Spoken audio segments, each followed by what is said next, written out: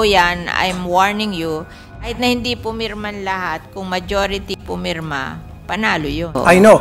Pero ang selection process ninyo, kailangan meron pong IPs Ayun, doon. pina-follow. Kaya nga, paano po sinelect yung IPs? Hindi naman pumirma yung eyepiece. Alam nyo, miski eyepiece, nai-influence din yan eh. Ay, dapat hindi. Ay nako. Tell it to the Marines. Sorry, tell it to the Marines. Dapat hindi po. Kasi kawawa na po yung mga IPs. Sa aking legislated protected area, nangyayari yan. Yung mga barangay nai-influence. Kawawa naman po yung mga IPs. Kulang nga po sa pinag-aralan, kulang po sa kaalaman. And then, i-exploit po natin because we're saying na madali silang ma-influensyahan. Dapat we try to help them to make sure that they will not be easily influenced so that gagawin po nila kung anong tama para sa kanilang proteksyon. Oo nga. At yung metal na yon, ang worth daw niyan, $1 trillion. Pero kailangan din ng Pilipinas paging mayaman ang ating bansa. Walang masama na mag-mining. Pag yung isang mining site, inireklamo ng napakaraming tao, kasama na yung IPs, then there is a problem. Dapat wag ituloy yung sa site na yan, then maghanap ng ibang site. In fact, marami naman mining companies na hindi nireklamo. Only this Oceana Gold, tad-tad po ng reklamo. So bakit natin pagpipilitan kung marami ng mga kababayan natin ang reklamo dahil napipirwisyo, kasama na po yung ating kalikasan. Dito po ngayon, tumataga po yung DNR ng 30% commission. So let's say 50 million yung pong contract para sa cadastral survey.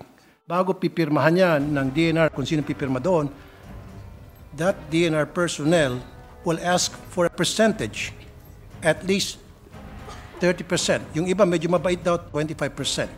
So nagiging SOP daw po ay 25 to 30% commission bago po pirmahan yung cadastral survey na ginawa ng kontraktor. Kasi kung hindi magbibigay ng commission, hindi pipirmahan at hindi mababayaran si kontraktor. Titigas din ang ulo ng local government. Hindi ko mo sinabi nila na ganito ang findings, mag-a-agree sila. Mr. President, Kasi, Madam, siyempre gusto nila mas malaki ang area nila. Are you saying matitigas ang ulo lahat ng mga governors and mayors? Medyo i-insist nila yung gusto nila. I don't think so. In fact, the LGUs, they would prefer na nandun sila present, both sides, para may square off agad yung problem. Kung meron man, ma-iron out any kinks along the way habang gumagawa ng survey. Kaso hindi nga po sila naimbitahan. Nagugulat na lang po sila, tapos na po yung cadastral survey, samantalang hindi naman po sila napagsabihan. Wala daw pong pasintabi sa kanila. Sila po yung sa boundary nitong ginagawa ng survey, and then malalaman na lang nila years down the line na nagkaroon ng encroachment, nagkakadimandahan. Because alam nyo, this is a common problem. In fact, in our city, yung boundary ng barangay, pinag-aawayan din. Because pumapak po, Mr. President, pumapalpak po kasi yung DNR. It's the fault of the DNR. It's not the LGU. Hindi po dahil matitigas ang ulo ng mga taga-LGU, dahil matitigas po ang ulo ng taga-DNR, dahil meron corrupt dyan sa DNR, and I'll tell you who those people are. Okay. Corruption is everywhere. It can be in the department, it can be in the local government. Exactly. Pare-pareho lang yan. Kaya nga, give me a list of provinces and municipalities and cities na nagkakaroon po ng problema ngayon. Plan. Kung ilan ng ilan. So kapag hindi po kayo nakapag-submit yan, I will defer the budget. Thank you, Madam Sponsor. I have 6 topics here for tonight. Let's start with the travel expenses. The Office of the Secretary of the DNR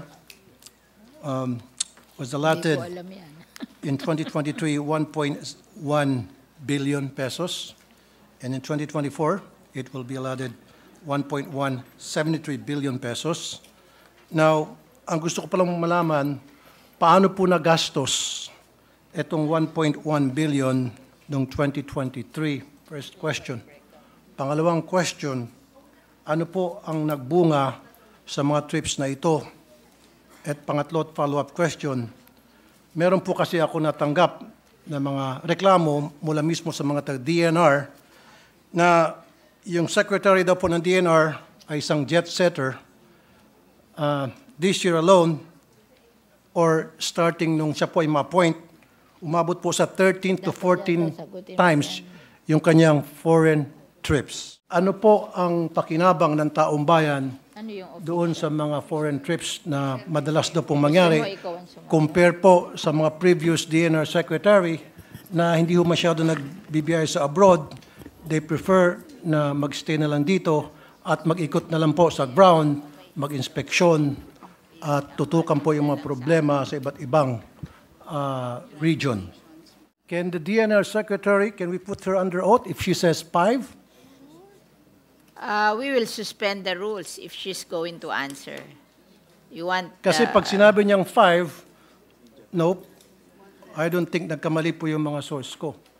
Let's put her under oath na talagang panindigan niya na 5 ilan? 6, 5? I don't think so. Hindi lang po 5. I think Hindi that lang po sinasabi six. niya Hindi yung lang po kanyang 7, 8, 9, ibang 10. trip personal. So it's not charged to the only... 5 trip personal, sabi po nung aking source, lahat yun ang ginamit niya yung kanyang diplomat passport. So kung diplomat passport ang ginamit niya, it has to be official. Kasi doon sa mga trips na binigay sa akin ng tipster ko from the DNR people Ito, alone, ilan, Montreal. 2 beses lang niya ata nagamit yung kanyang personal passport. So karamihan daw doon ay puro diplomat passport. Kasi kung sasabihin niyang 5, then let's put her under oath, Mr. President. Okay. So there are five trips for the United Nations, the Asia Pacific Ministerial Conference for Disaster Risk Reduction. Number 2 is United Nations Framework on Climate Change. Number 3 is United Nations Biodiversity Conference in Montreal, and then United Nations Water in New York. United Nations Water in New York, Sendai Framework, UN in New York. Then Japan and Washington, D.C. Official. Was it personal or official? Kasi yung sa Abu Dhabi and Dubai, sabi ng aking source sa DNR, ang ginamit po doon ay yung diplomat passport. So bakit hindi po binanggit yung Abu Dhabi and Dubai in the first place? So Recently lang daw eh. It's Kaya all in Abu all. Dhabi, Dubai, and The conference was in Abu Dhabi. Okay. And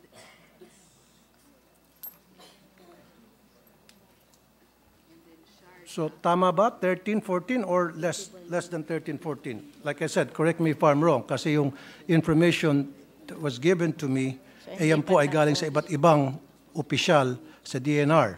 So meron sa kanila siguro medyo kumulang, meron sa kanila medyo sumobra. So tinitimbang ko ngayon kung ilan sasabihin nyo, papayag na ako. Basta't wag lang 6. For the information of the good sponsor, first time in history na meron tayong DNR secretary na almost every other month bumibiyay sa abroad. I would Yan like po to yung add... ma'am, let me add. Yan po yung reklamo ng ilang mga taga-DNR mismo sa iba't ibang region na yung kanilang DNR secretary hindi po nila nakikita or bihira nila makita in person para mag-inspeksyon, unlike the other DNR secretaries who goes to the ground para makausap sila at mag-inspeksyon. At yung DNR secretary daw nila ngayon, walang ginawa kundi puro forum lang daw sa mga hotels at mga video calls, video conference, at wala na talaga pupunta sa ground. Yan po yung comment mismo, sumbong na galing sa mga taga-DNR. Alam ko po ano na magka-problema tayo sa Mindoro and doon sa spill. Alam ko palagi siya naandun sa Mindoro, di ba? To How about, settle yes. that. Okay. And sinasabi niya, ito daw Dubai, most recent to, kaya hindi niya agad na banggit at hindi pa tapos. Meron pa sa... Meron pa? Okay. Hindi, yung Abu Dhabi and parang November and December tong Abu Dhabi and Dubai. Hindi to before. No, the Abu Dhabi ay nabiyahe na. Just finish. Yes. And then Yung Dubai, ilang beses nabiyahe na. Ilang beses ba sa Abu Dhabi at ilang beses sa Dubai? Once lang daw. Yung Dubai is coming pa, di ba? Yun, Nope. Na-consume na po yun. Again, I'll put you under oath. Pag sinabi niyo po coming pa lamang. of the United Arab Emirates government. Please don't lie. Okay, sirit na. Meron po akong records dito na binigay po ng mga taga-DNR. Andito po lahat kompleto. Pero ito, Hindi po 6. 1, 2, Pero I cannot give it to you kasi confidential po to supposed to be. 4, Sabi ng source ko, huwag 5, ipapakita. Of course, hindi ko 6, papakita. And I respect my 7. source. Kaya nga yung source ko, 7. yung isa nagsabi 12, yung isa nagsabi 13. Bio. Gusto ko lang ma-verify kung alin ba talaga, 12, 13, wag lang 6. Siguro tatanggapin ko 10, 11, 12, wag lang 6 talaga. Mr. President, the reason why I'm We asking just this, want to, let me just continue, ma'am. We Sure. just want to Kasi say, we're talking about people's money here. My follow-up question then to that is, pwede ho bang magbanggit yung ating secretary sa DNR, ano po yung naging pakinabang ng taong bayan doon po sa mga trip niya sa abroad, whether that's 6, 7, 8, 9, 10? sinasabi po na lahat ng trip na yan is ministerial level. She has to go and she has the approval of the president. Kasi may mga conference na dapat yung secretary of DNR should go. At meron namang conference na pwedeng mag-send lang siya ng representatives. Thank you, Madam Sponsor.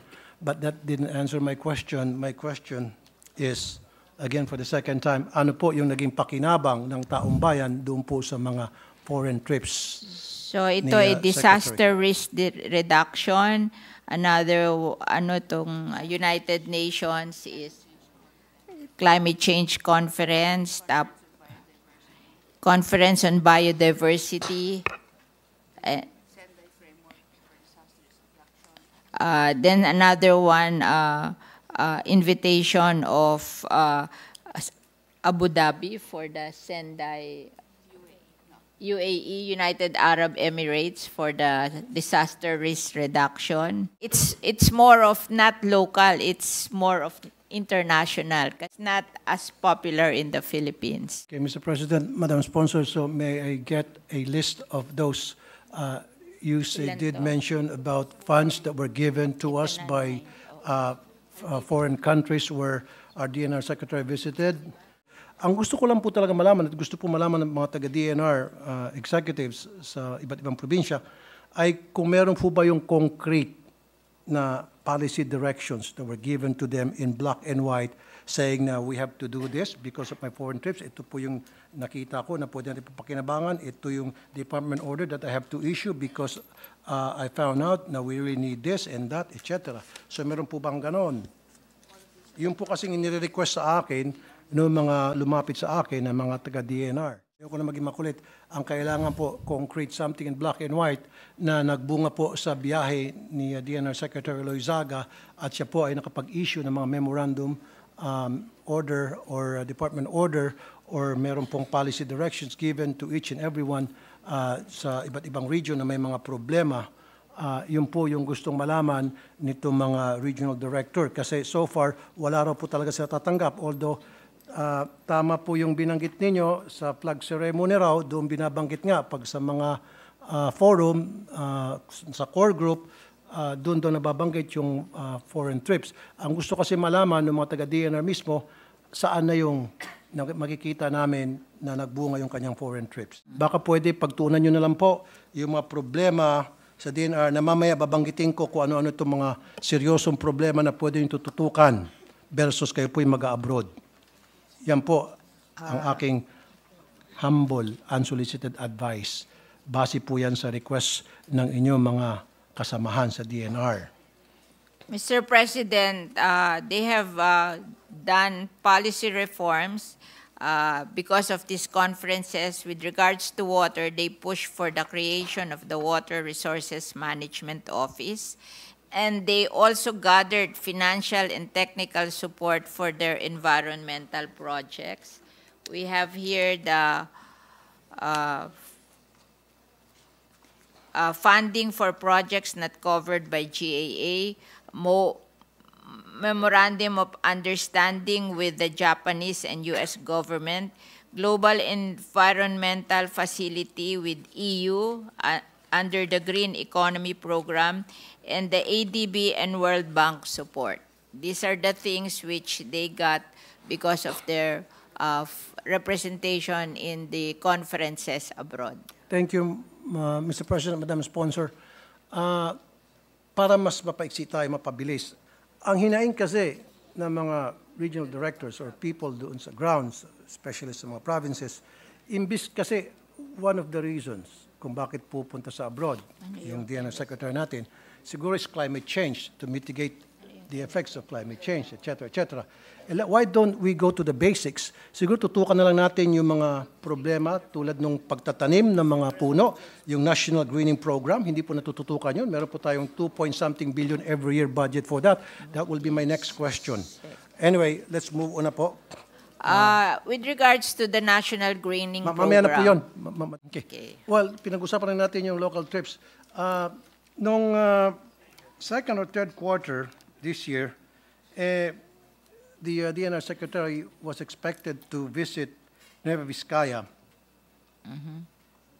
In fact, after Nueva Vizcaya, she was set to go to Santiago City, Isabela. Hinihintay po siya ng mga taga-DNR doon sa Santiago at hindi po natuloy. But anyway, you can deny it if you want. May I ask what is the concern of Nueva Vizcaya and Isabela? Oceana Gold Mining. Oceana Gold Yes. Mining. She was set to visit Oceana Gold Mining. Kasama po yung may-ari ng Oceana Gold para doon sa expand nung permit ng Oceana Gold. But anyway, mamaya po ulit yan. Nasa pangatlong topic yan. Nasa first topic pa lamang po tayo. Oceana Gold. Mag-helicopter pa ata si DNR Secretary kasama yung may-ari ng Oceana Gold na Australian-Canadian. Oh. According to my source. Kaya But lang hindi na the Secretary decided not to go. Not to go.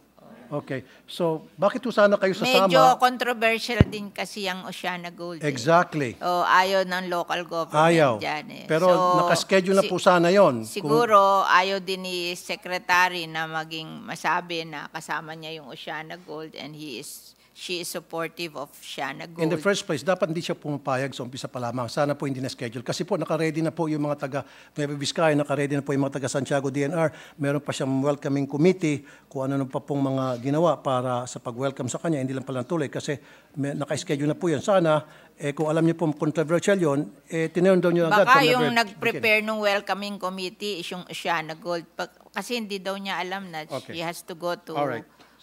Let's go to black sand mining. Sir, totoo ba? Hindi ba kayo nagbibiro? Kasi kapag kayo po ay panindigan yan, sasamahan ko po kayo. Lantarang po nagkakaroon ng black sand mining dyan sa Zambales. Alam ko po yung mga site. Gusto niyo po bukas na bukas, puntahan po natin yun at mapapahiya po ang DNR. Puntahan po natin yung site sa Cagayan at puntahan po natin yung site sa Ilocos, sa Mindoro. Mapapahiya po kayo. Sa talamak po yung black sand mining ngayon sa Pilipinas. Nagkalat po yan sa iba't ibang lugar. Zambales, Cagayan, Ilocos, Mindoro, etc. Now, ang nasisira dito yung river, shoreline, and offshore. Ang pinagtataka ko, why are we not doing anything, the DNR, to stop this? Kasi po, ito po yung modus operandi ng mga operator. Sila lang pong kumikita rito at hindi po kumikita yung ating bayan. Pinapalabas na quarrying and dredging. So therefore, all they need is a permit from the LGU para sa tinatawag nilang dredging para mapalawak yung river. Pero wag ka, nagba-black sand mining na pala sila. At marami po silang nakukuha na black sand. At itong pinakamatindi, yung pong mga mangingisda nga natin, tinataboy na po sa West Philippine Sea ng Chinese Coast Guard. Nag-encroach na po sila sa ating teritoryo sa West Philippine Sea. And now yung ating mineral at natural resources tulad ng black sand, dinadala natin sa China because a majority of this black sand mining goes to China. At ang kumikita lang, China and the operator. And the government doesn't make a single penny, except of course the LGU na nabibigyan ng bahagi dito sa pamagitan ng taxation and of course pagkukuha ng permit. Kaya lang ginagamit nga kanina, sabi ko, quarrying and dredging. That's the modus operandi. So, Gusto lang ho sabihin ng DNR sa inyo that the DNR never issued government permit with this. It's the local government I know, I ang said- nag-issue ng local permit. Mr. President, Madam Sponsor, I did not say the government. I said the LGU. Yes. Kaya nga, ang gusto kong mangyari sana, kung talagang pro-environment po ang ating DNR Secretary, then I challenge her na mag-issue na po ng Department Order to stop this kabulastugan na minimina po ang ating black sand dito sa Pilipinas at dinadala sa China. Why don't we put a stop to this? Can you do that? Sila po ay nagpunta na sa Pag-asa Island to establish the Philippine DNR presence there to increase our monitoring of this black sand mining. Made the presence felt and they will try to stop this black sand mining. Is that right? Yes. Really? Yes. Hindi nga. Hindi nga. Walang biroan po. Mr. President, Madam Sponsor, totoo ba? Hindi ba kayo nagbibiro? Kasi kapag kayo po ay panindigan yan, sasamahan ko po kayo. Lantarang po nagkakaroon ng black sand mining dyan sa Zambales. Alam ko po yung mga site. Gusto niyo po, bukas na bukas, puntahan po natin yun at mapapahiya po ang DNR. Puntahan po natin yung site sa Cagayan at puntahan po natin yung site sa Ilocos, sa Mindoro, mapapahiya po kayo. Ang kailangan ko po ay yung pong before and after na picture. Kasi we started at 2011 and then dapat yung target is up to 2016. Yan po ay ma-accomplish na. Marami na pong puno maitanim. And then minove yan up to 2025. Ang gusto ko po ngayon na mismo, right here, right now, provide me a drone picture of the before and after. I understand and I appreciate allocating 1.2 billion para sa eyepiece, para sila na po magtanim. Pero paano po natin ma-monitor na yung 1.2 talaga ay napunta sa eyepiece at yung 1.2 billion talaga ay naitanim? Yun po yung point ko. So can we get an audit report? And first of all, let's start to ilang percentage ba doon sa 2 billion na mga tinanim na seeds, whether binigay sa eyepiece or hindi? Ilan doon ang naging successful at naging puno at ilan doon ang namatay, ilang percentage, because based on that, doon natin makalkula kung successful ba itong greening program and para malaman din natin kung talagang merong mga natanim na mga puno. Kasi napakalaking budget to, Mr. President, Madam Sponsor, 2 billion something every single year.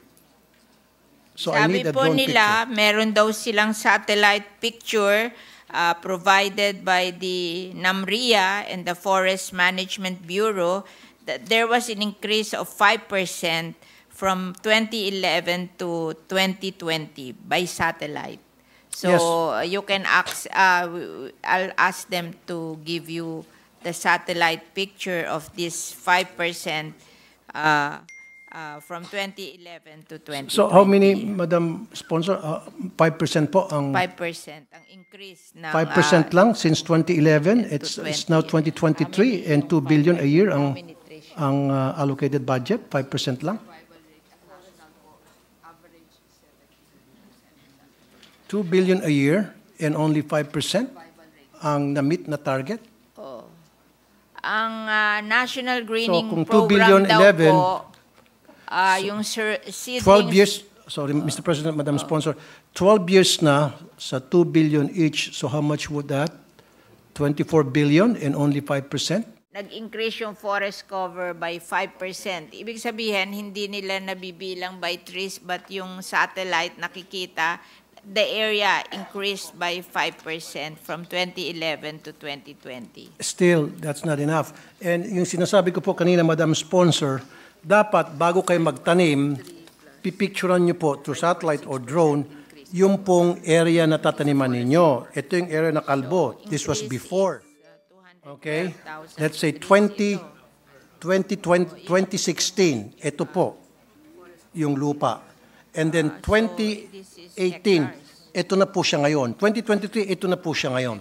Yung before and after, bago sana kayo magtanim, dapat pinipicturean nyo po Yung pong area na kalbo, 177,000 hectares ang na-increase ng forest cover from 2015. madali lang po kasi magbigay ng data ng No, numero. geotag daw ito. Not only pictures, geotag. Mas maganda po kasi talaga ang picture kasi iba yung nakikita eh.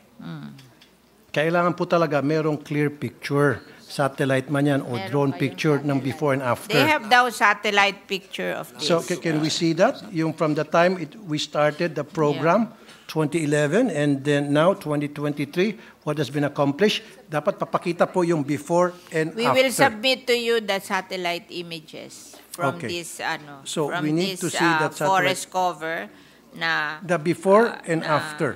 yes, before Hindi and po yung after. 5%, hindi po yung mga data. Oo, yeah. So kapag hindi po kayo nakapag-submit yan, I will defer the budget. Yeah. Okay. Lahat po ito based sa picture.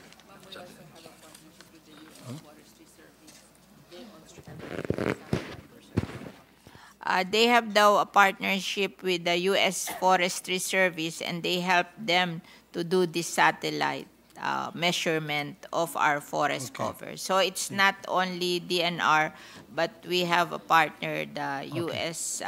Forest Service. Ilan percent po ba ang ngayon ang accomplish ninyo? 5% pa lang ba since it was since it For started? 10 years, 5 5%. point, Percent. So, kailan niyo po ma-accomplish yung 100%? dodoblehin. So, dodoblehin another 10 years. So, 10% pa lang yon. Kasi 5% so far in 10 years. So, another 10 years, 20 years. So, 10% pa lamang. So, hindi pa, yung mga marami sa atin dito, patay na siguro, wala na sa mundong ito, saka pa lang natin ma-accomplish 100%. Kasi 5% every 10 years, so that would be 100 years para maging 100%. Yung 1 million, gaano katagal yung tatapusin? Their target is 1 million hectares for next year. Hopefully daw may mga partners na sasama sa kanila so that they can accomplish more. But yun ang tentative target nila, 1 million hectares. 1 million hectares, and out of that 1 million hectares, ilang percentage yan doon sa target? No, ang target nila, 1 million hectares. 1 million hectares in the next 10 years? No, next year. Next year. Kasi ang sabi niyo po- They're trying to find partners who will help them to... So with that 1 million hectares, Mr. President, Madam Sponsor, with that, pag na-accomplish yung 1 year, 1 million, so 100% na kayo? And I need the coordinates of that, longitude, latitude. So para pwede yung namin mapuntahan to verify. Yeah. They will provide the satellite images. They have that. Sa National Greening Program, meron ho bang budget allocated sa NCR? Meron daw po eh. Kami po sa NCR, kami na lang ang nagtatanim. Napo, Hindi. Kasi alam nyo, mayayaman naman ng mga local government sa NCR. So kung gusto nila talaga, they can spend for Mr. it. President, Madam Oo. Sponsor. Ang dapat bibigyan natin yung mga probinsya. Madam Sponsor, Mr. President, I'm asking the Secretary, I'm asking kung meron ho bang nakaalat na budget sa National Greening Program para sa NCR. Just answer yes or no po.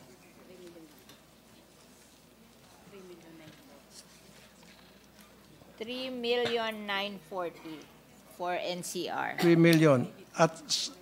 Okay, 3 million lang. Siguro yan para sa mga ornamentals. 3.9. It's almost 3.9. 4. I'm just curious, saan po yung 3.9 ginastos sa NCR? Sa NCR. Saan daw Pwede nyo pong makita, ginasta? mapasadahan man lang. Kasi dito po, madali makita yan eh. Sabi niyo sa Saan Pasig, sa pinakamalaki? Samba, Quezon City, sa Tondo, sa Payatas, saan po? Give us the location para mabilis po namin makita. Saan daw dinala tong 3.9 million?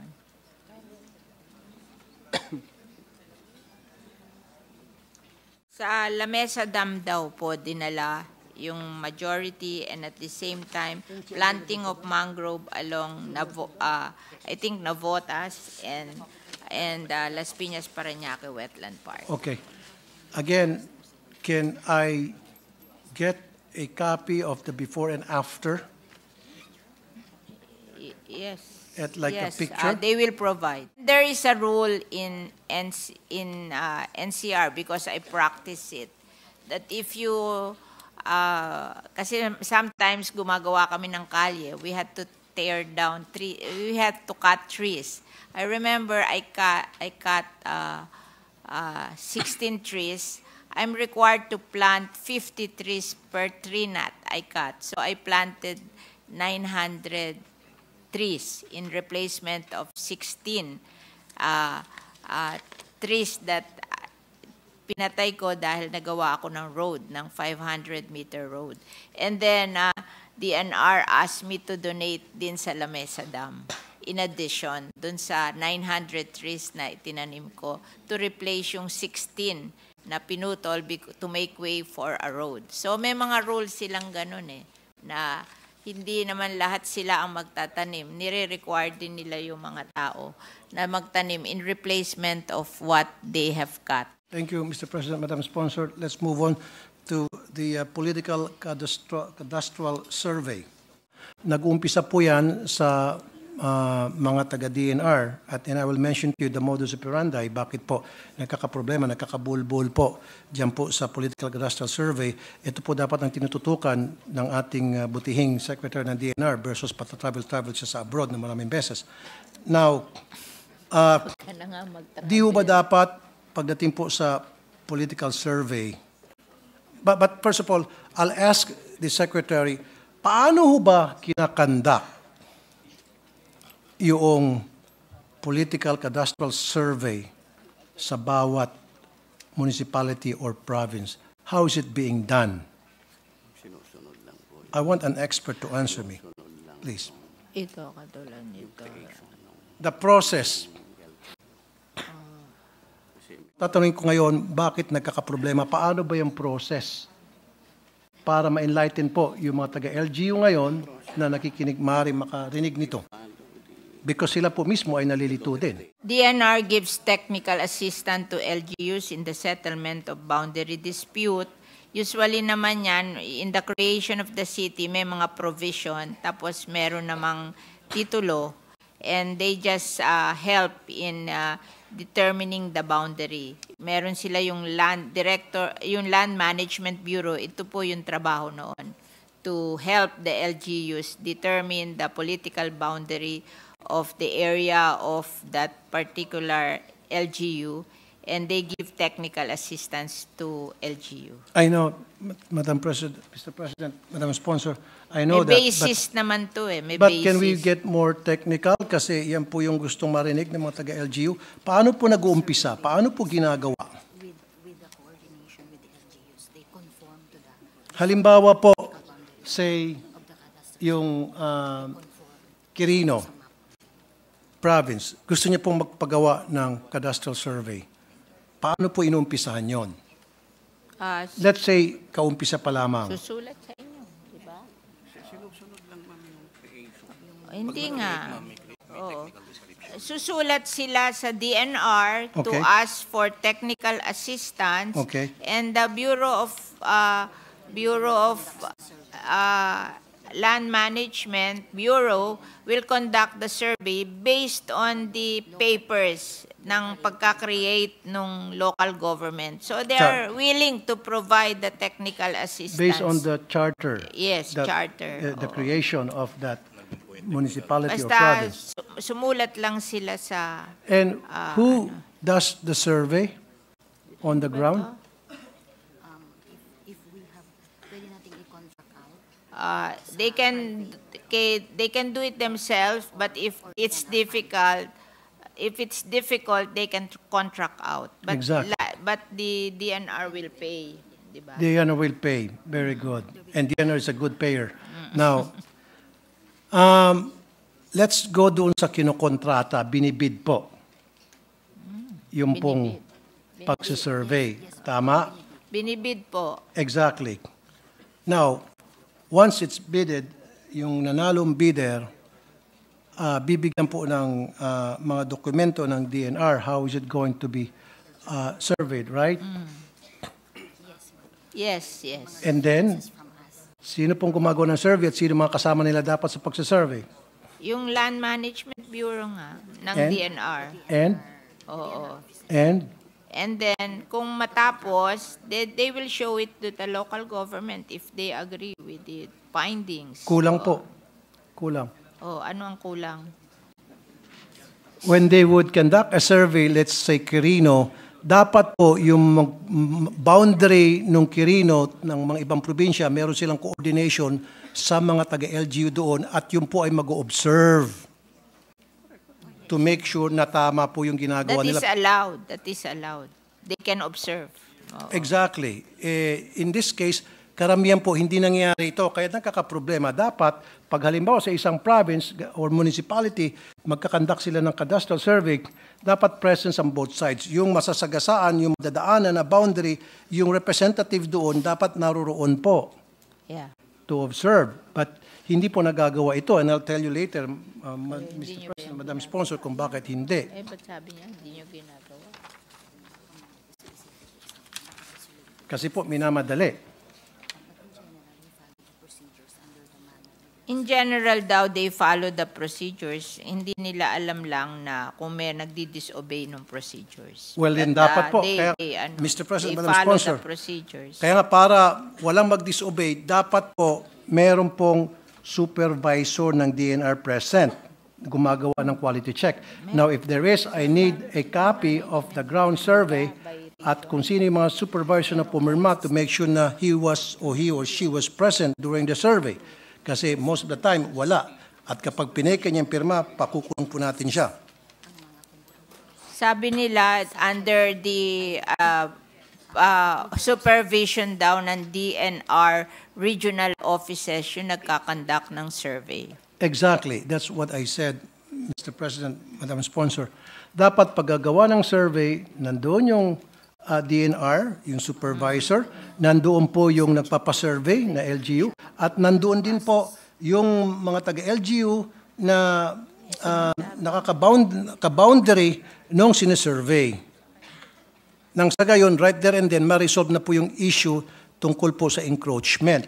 Kasi most of the time, gumagawa po ng survey, let's say, sa isang province, na hindi po nagpapasintabi doon sa mga boundary. So nagkakaroon po ng encroachment.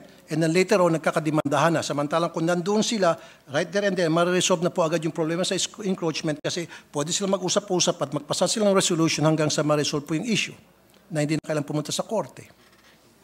At hindi po nangyari yan. Alam nyo, in practice, matitigas din ang ulo ng local government. Hindi ko mo sinabi nila na ganito ang findings, mag-a-agree sila. Mr. President, Kasi, Madam, syempre, gusto nila mas malaki ang area nila as much as possible kahit na mali na. I mean, from my experience sa local so are you saying government, matitigas ang ulo lahat ng mga governors and mayors sa hindi naman. probinsya? Yung mga nagkakaproblema, medyo i-insist nila yung gusto nila. May ano din sila very assertive din sila, especially in areas where they are Mr. President, elected. Oo. Madam Sponsor, no, I don't think so. In fact, the LGUs, they would prefer na nandun sila present, both sides, para may square off agad yung problem. Kung meron man, ma-iron out any kinks along the way habang gumagawa ng survey. Kaso hindi nga po sila naimbitahan, nagugulat na lang po sila, tapos na po yung cadastral survey, samantalang hindi naman po sila napagsabihan, wala daw pong pasintabi sa kanila. Sila po yung sa boundary nitong ginagawa ng survey, and then malalaman na lang nila years down the line na nagkaroon ng encroachment, nagkakademandahan. Because Alam hindi nyo, po nasunod yung this tamang is a process. common problem. In fact, in our city, yung boundary ng barangay, pinag-aawayan din. I mean... Because pumapalpak po, Mr. President, pumapalpak po kasi yung DNR, it's the fault of the DNR. It's not the LGU. Hindi po dahil matitigas ang ulo ng mga taga-LGU, dahil matitigas po ang ulo ng taga-DNR, dahil meron corrupt dyan sa DNR, and I'll tell you who those people are. Okay.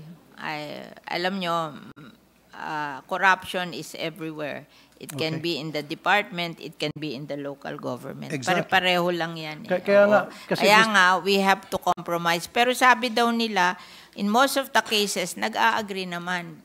Bihira lang daw yung nag-aaway. So, give me a list of provinces and municipalities and cities na nagkakaroon po ng problema ngayon sa cadastral survey, political cadastral survey. They have a list and they will give you a list. And what is the present status?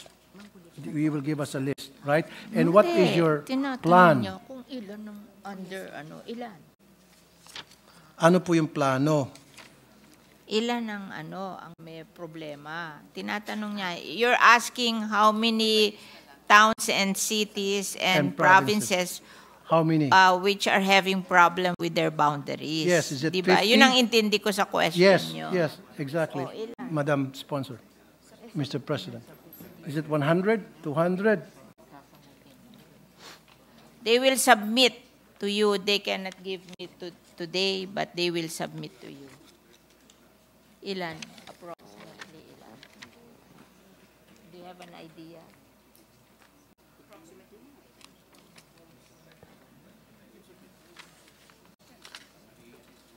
Sabi nila at least 10 daw.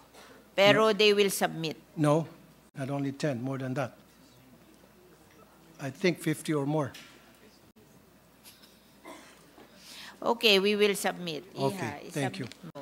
Now, paano po ginawa yung cadastral survey sa Mindanao at saka sa Maguindanao? Kasi I've heard na wala raw pong dumarating doon na mga contractor on the ground para gumawa ng survey, so paper survey lang daw pong ginawa. Kapag meron po nagsabing contractor na he or she was there, kasama po yung mga taga-DNR supervisor, and I would like to see that guy put him or her here at put her or him in under oath. Sabi nila it was contracted out and the money was downloaded to BARM. Exactly. Yun nga po sinasabi ko. Baka hindi ginamit ng BARM. Oo. Well then, But the money was downloaded to BARM. Pero di ba sa patakaran dapat meron pong testigo, nagsusupervise mga taga-DNR. Yun po yung patakaran, Madam Sponsor, Mr. President. Nandoon yung taga-DNR nagsusupervise because they are the one who's bidding out the contract. So, part sa protocol na they should be there to make sure na the survey is being done physically and not paper survey lang. Meron daw kasing sariling Ministry of Environment ang BARM. Kaya they have to download it to Okay. that ministry. All right. Let's say, alisin po natin yung BARM. Give me some cadastral survey done in certain parts of Mindanao na hindi po kasama sa BARM. Meron ba? Like Cagayan de Oro? Region 9 daw, Region 10. Yes. Oo, nasa I need samples of those. sample daw. Yes. Bigyan po ako na gumawa ng cadastral survey. Sabihin mo na ngayon, ba't hindi mo alam? And then yung mga nakapirma po doon, Sample ka daw, Region 9, 10. Sabi mo, magbigay ka ng sample.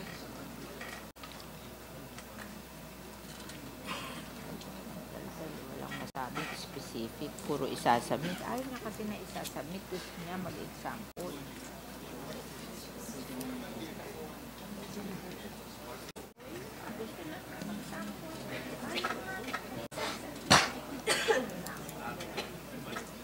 ito po yung sinasabi kanina kung saan po yung korupsyon sa cadastral survey. After na makapag-bid out po, may bid out po yung gagawing political survey at mabibigay po sa nanalong bidder, contractor.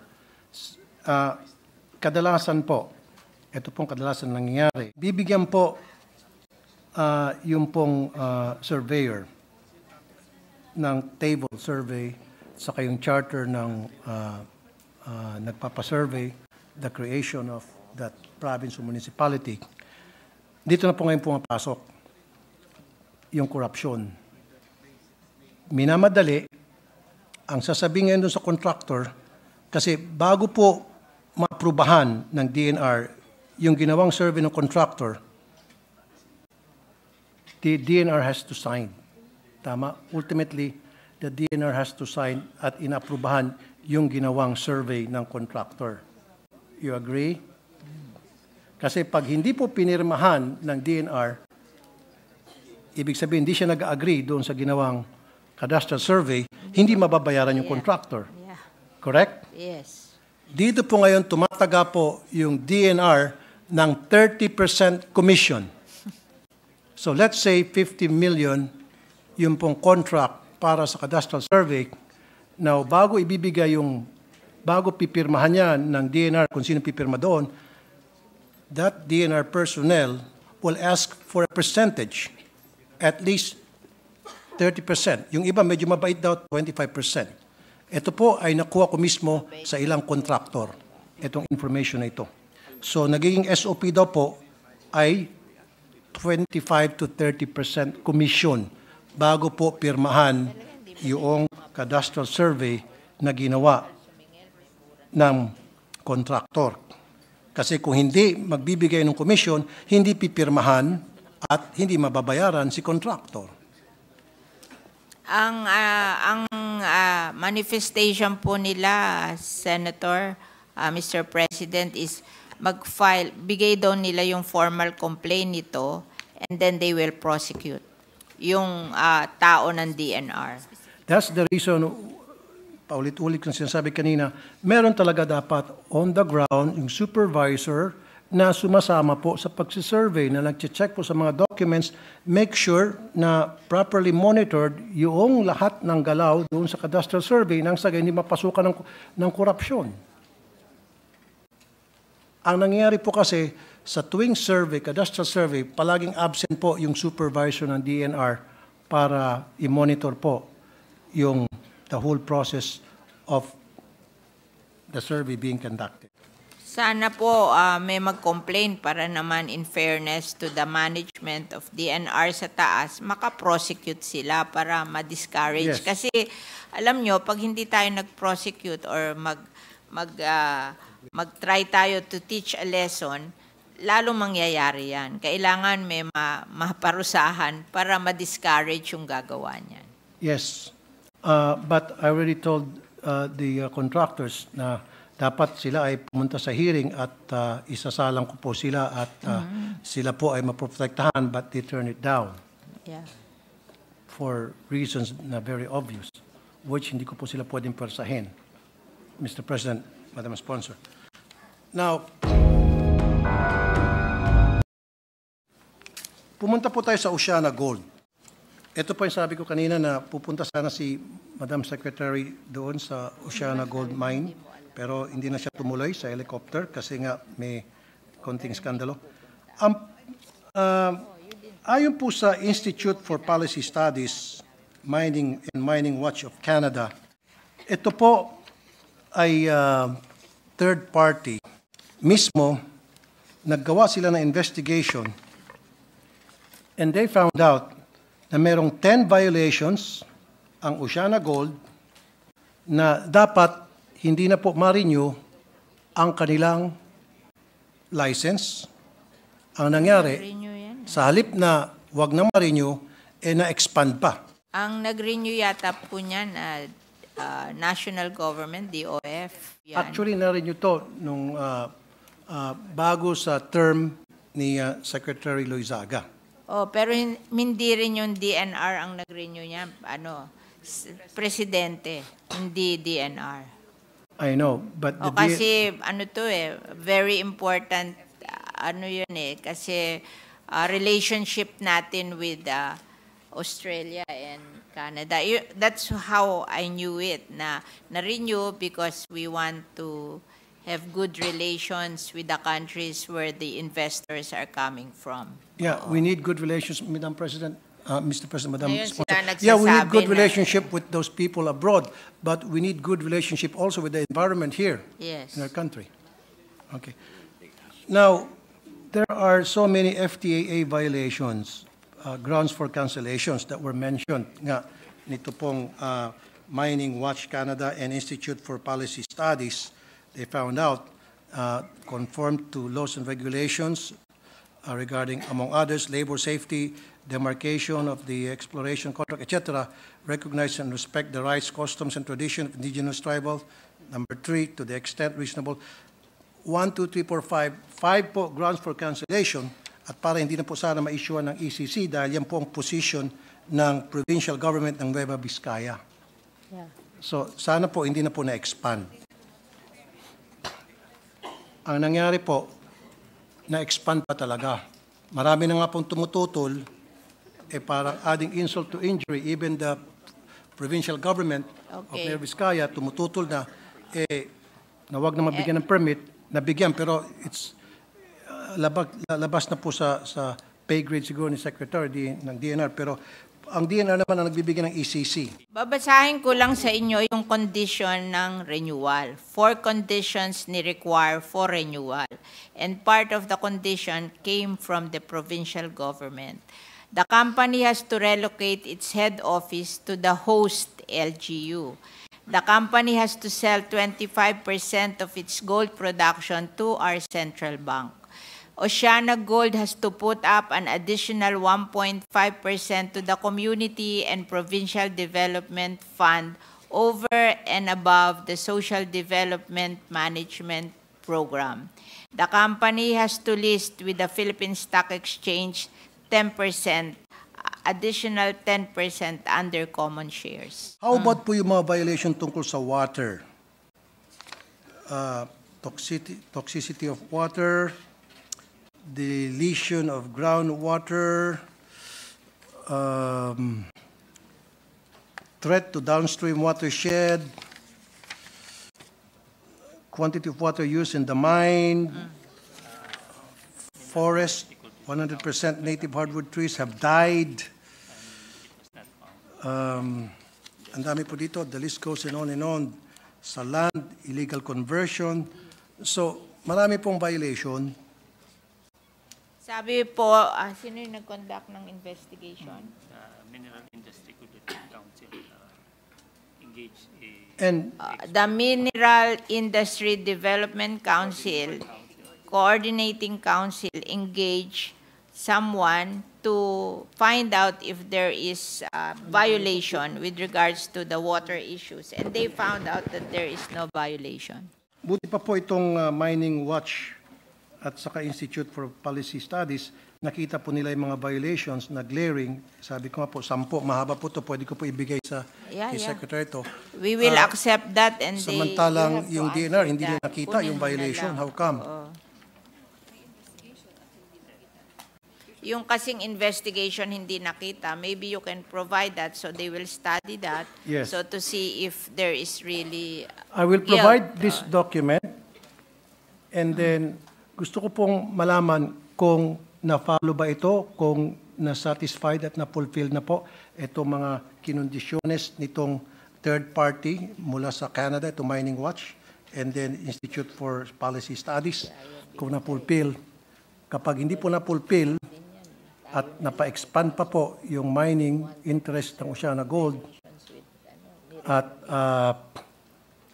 itong open pit mining at lalong lumawak, then i-defer ko po muna ang budget.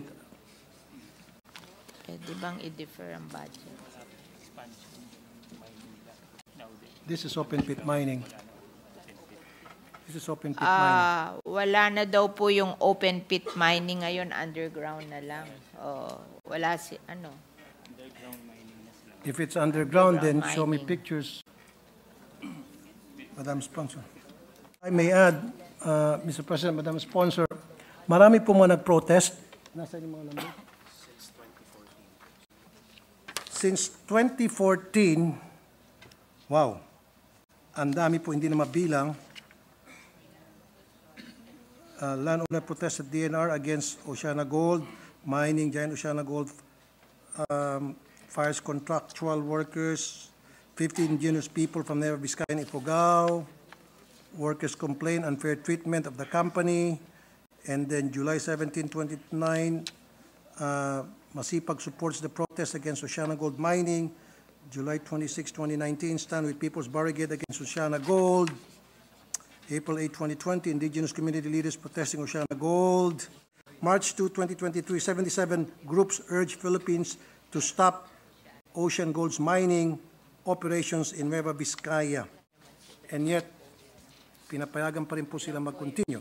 So ang gusto ko lang po sana masatisfy po yung ilan sa mga bagay na nag-oppose po itong mga tao, kung nasatisfy na po yung reason why they're opposing, kung yun po ay nabigyan ng resolution. Because these people will not oppose 77 groups, actually more than 77 groups, 100 groups ang nag-oppose, including groups from abroad. They will not oppose if there's no violation, if there are no violations at all. So, gusto ko po may pakita ninyo na yung mga inireklamo, ilan sa dito ay na bigyan po ng solusyon na aksyonan. Nangyari po kasi lalong na-expand po yung operations ng Oceana Gold. Yan po yung nakakainit ng ulo. Sabi nila it was renewed for another 25 years but it was not expanded. The same place, hindi na-expand. Well, I'll give you a map. Siguro para mas mapabilis tayo. Okay. We have a map that shows that it was expanded. Okay.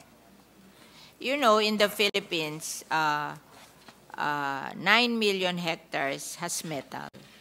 So that is really a very malaking treasure ng Philippines. At ang yung 9 million hectares na yan, hindi mo tinanggal ang metal, it cannot be an agricultural land kasi hindi titubo ang halaman pag may metal sa ilalim. So, napakaganda na alisin natin yung metal at in-convert natin na agricultural land. At yung metal na yon, ang worth daw niyan, $3 trillion? Batang ganon, $1 trillion na siguro kailangan din ng Pilipinas para maging mayaman ang ating bansa. Katulad po ng Saudi Arabia, yung kanilang Maharlika, yung equivalent nila ng Maharlika Fund, nanggagaling po yun sa kinukuhang oil nila.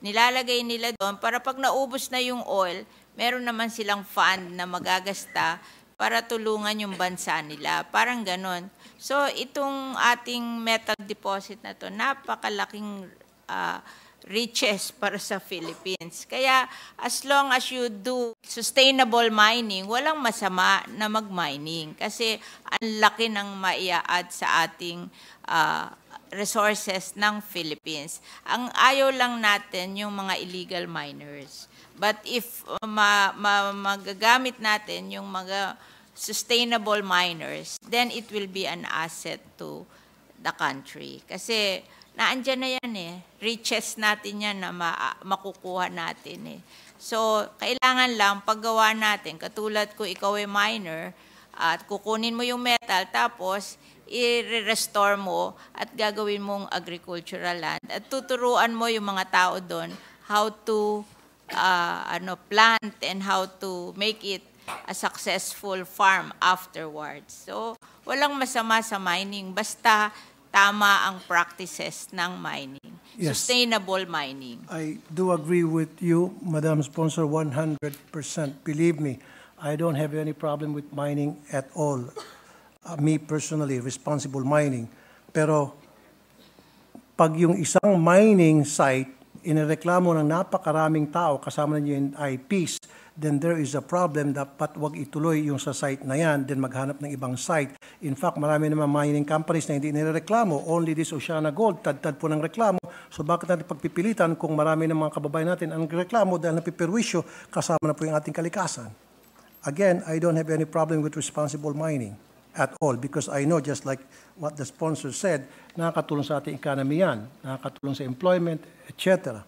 However, we have to do it responsibly na wag naman at the expense of the environment, at the expense para ma-displace yung ating IPs, para ma-exploit po yung ating mga lupain at masisira po yung ating tubig, ilog, mga puno, etc. Yun po yung point ko. And I don't disagree with you na kailangan din natin yung mining.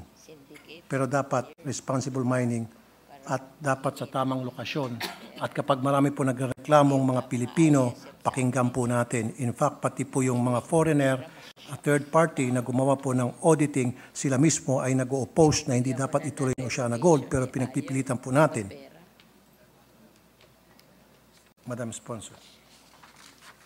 Okay na tayo po dyan. Now, last but not the least, Ito na po yung sinasabi niyo kanina. Masungi Conservation Area, Ancestral Domain. Bakit po pinayagan ang isang wind farm na magtayo doon po sa Masungi Conservation Area na meron pong ancestral domain issue? Talaga pong there's something wrong with the contract with Masungi. No, I'm not sorry. Let me interrupt. Para hindi na masayang oras natin. I'm not talking about Masungi Foundation. I'm not talking. Mamaya na po natin pag-usapan yon later. What I'm talking is just the Masungi Conservation Area. Not the foundation.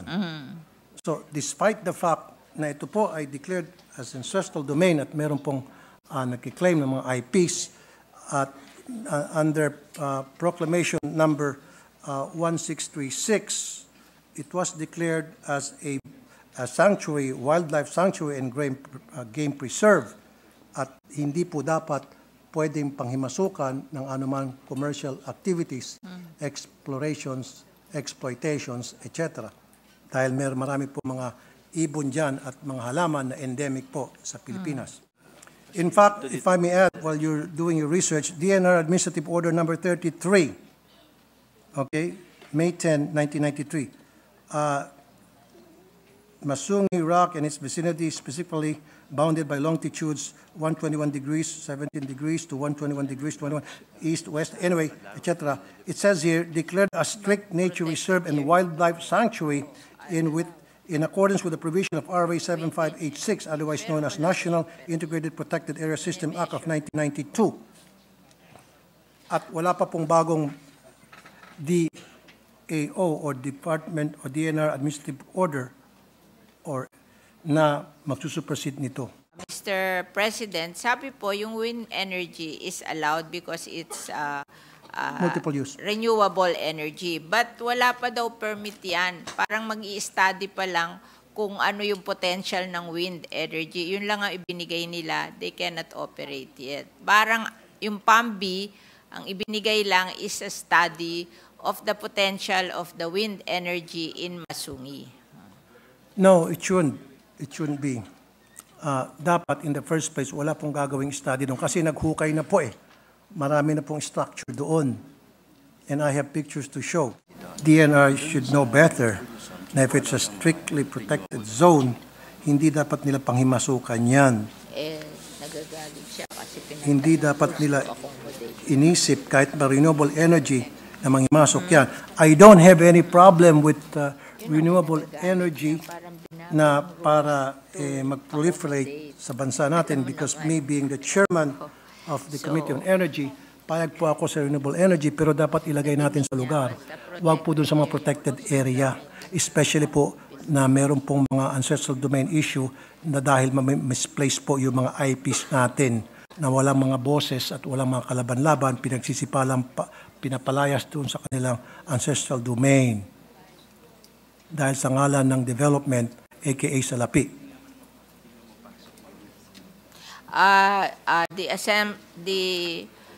The point of view of the DNR is in every protected area there is a place for strict implementation of the law.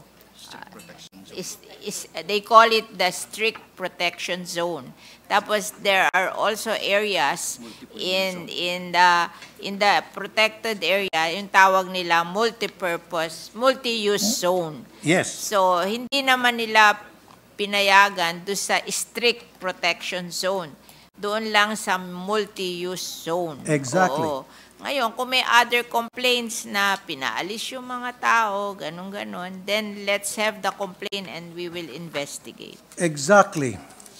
Exactly. Thank you very much for that answer, Madam Sponsor. That's exactly what I want you to say. Now, ang nangyari kasi, nagkaroon po ng multi-use zone classify po ng DNR using Section 25 of the e-NIPAS law as amended 2018 from Republic Act 7586 of the NIPAS Act of 1992. Now, yan po, hindi ko na pwede i-contest yan dahil batas po yan. Okay? I will not contest. However, nakasaad dito, Kaya para ang PAMBI ay payagan na mag-classify na multi-use sa isang strictly protected area, kailangan, ito na po yung minention nyo kanina, Madam Sponsor, members of the PAMBI board, which consists of DNR Regional Director, Governor, Senator of the Republic of the Philippines, who is duly registered resident of the province,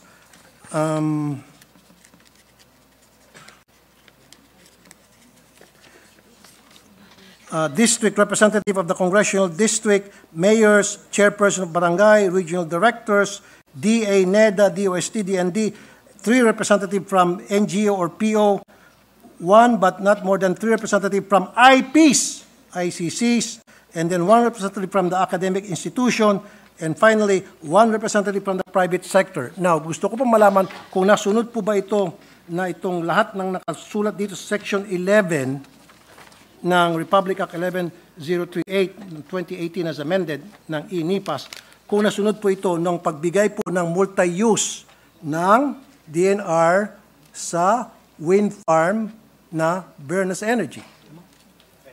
Bena Energy. Kung nasunod po. Itong nandyan 11 daw po members. lahat yan nung magbigay ng permit.